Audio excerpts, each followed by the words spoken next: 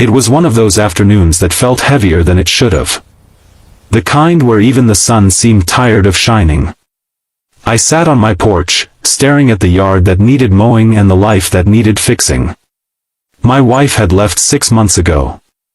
My job, gone 3 weeks back. The only thing that hadn't left me was the silence. Then I heard footsteps on the gravel. "Hot day," a voice said softly. I looked up to see my neighbor, Emily, from 2 houses down. She was holding a glass of lemonade, condensation dripping down the sides like it knew the heat better than I did. I managed a polite nod. "Yeah, guess it is." Without asking, she handed me the glass and sat on the edge of the porch steps. "I made too much," she said. We both knew she hadn't. For a while, we just sat there, the air thick with things unspoken. She watched the street like she was waiting for something to pass by, anything but time itself. Finally, I said, "You didn't have to do this." She smiled, faintly. "I know. But I wanted to." I took a sip. It was perfectly tart, perfectly cold. The kind of drink that wakes up your senses just enough to remind you you're still here. Then she whispered, almost too quietly to catch. "I know what it's like to feel empty." Her words hit harder than I expected. For a moment, I forgot about my lemonade. I forgot about everything except that sentence. The way she said empty, like she'd spent years echoing inside it. I didn't know much about Emily. She was quiet, always had her hair tied back, and rarely spoke more than a hello. But in that instant, I saw something behind her calm, something raw, familiar.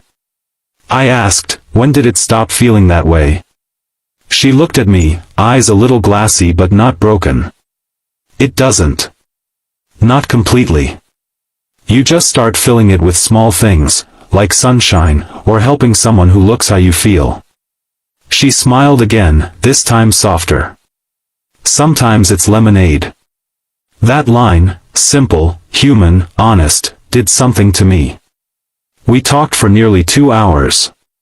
About music, about how the world felt different since the pandemic, about losing people and finding ways to keep going anyway. There was laughter, too, the awkward kind that turns real without warning. By the time she stood up to leave, the sun had settled into an amber haze.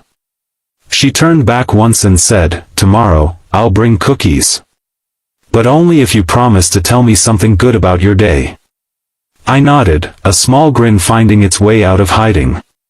"Deal." That night, for the first time in months, I didn't feel like a ghost sitting in my own life.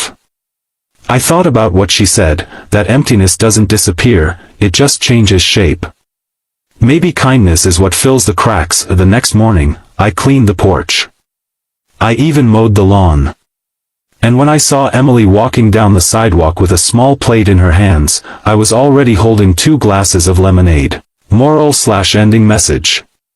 Sometimes, it takes one small act of kindness, a glass of lemonade, a few honest words, to remind someone that emptiness isn't forever. It just needs something real to fill it again.